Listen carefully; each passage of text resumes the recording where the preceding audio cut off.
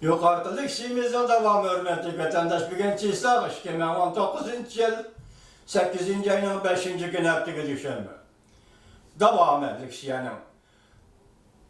Huangdaşen, Şangay'da rayının ismi Hong Kong'da Huangdaşen rayını da nurgulluğun namayışçılar minibus katlaş bekittiği yakın yerge toplandı.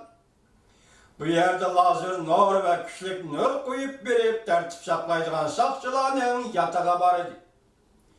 Sakçılar yatağının sırtında teyarlanıp durdu. Seher saat 1 bolgan etrafta sakçı taraf her kanda şerp çıkarmayla közün yaşa kuzduğun bomba çıkı başladı. İki taraftan tokuluş yattığı saat 3 kişi devamlaştı. Namayiş ve kalaymakançılık içinde bir nefer namayişçinin beşiği sakçı. Sakçı kaltığı bilen urup yarlandırdı. Kan döktü. Yakın arlıktaki ahaliler meydana çıkıp yaradar bolgan namayişçiye medet verdi ve yarısını tanıdı. Arkadalar camcının o sakçı hanesine konuşup oldu namayişçiler. Taş ve kesek attı. Sakçıxana deri zeyneklerini çaktı. Bazı namayışçılar meni bu diğer yerde barikadı kurdu. Lekin maşine mağlıgan yol kaldırıp barikadı kurdu. Hükümet bilen hemkarlaşması. 5. günü torbettirdi. 3 taşlaşka çakırık kılındı o. Kılındı mesela iç taşlaş, pazar taşlaş, okuş taşlaş. Seferber kılındı. Ettiğin saat 7:20'deki bütün Şangay, Hong Kong boyunca hemkarlaşmaslık erkselip verişin teşebbüs kılgan tordaşlar nurgun yer asıp ömür yolu yığızdır da ciddi tosu biliş şifta kaç degендek şekillerde katnaşka toskullu kılıp 8 katar mühim yol yığızı toskullu koşurat.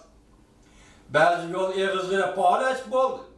Onundan başka halkara aeroportu 150 katımlı halkara katlaş emelden kaldırıldı.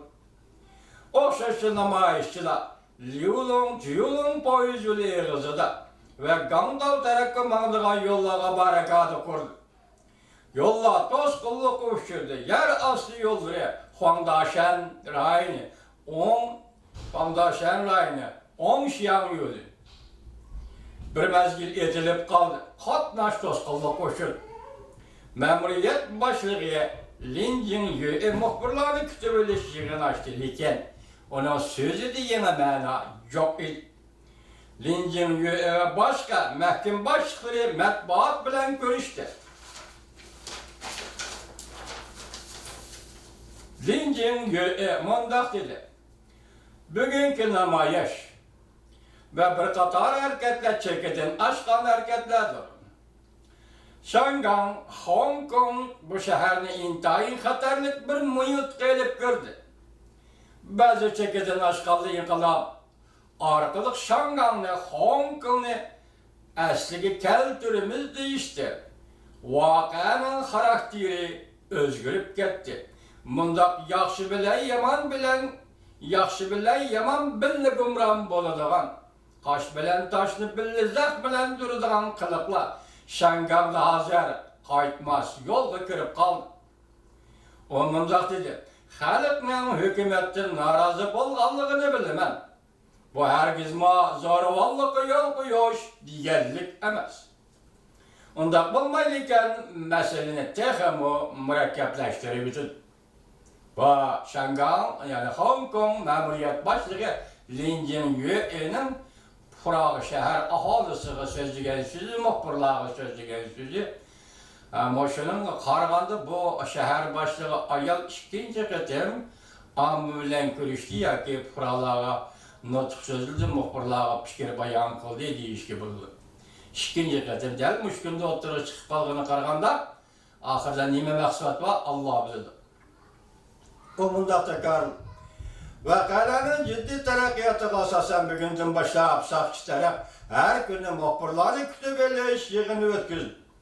Her kaysı bölümle ve organla ahvalga asaslanıp muhbirları kütübeleş yığını ötküzdüp vaziyetlerin terakkiyatını dekalat kıldı.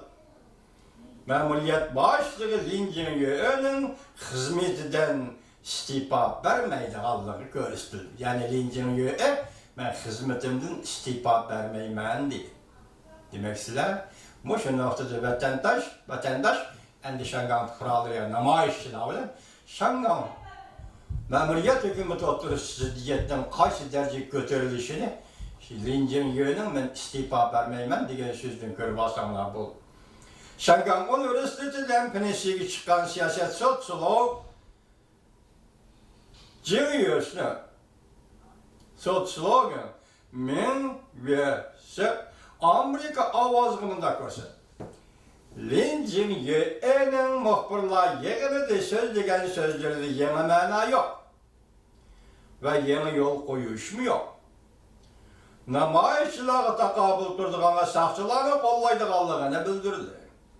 O, mundaq ahvalda nurgulğan şanganlıqlar bu ahvallığa berdaşlık verilmeydi. Demokratik hareketin vaziyeti de şunun mümkün özgürlük bulur dep oylaydı. Onun bunda pozisiyası bilen elbette Şanganda, Hong Kong'da nöbet ki talaş tartışlarını hal kılgılı bulmaydı. 8. ayının 5. günü Hong Kong'da yüz bergen namayişinin konkret ve emeli ceryanı vatandaş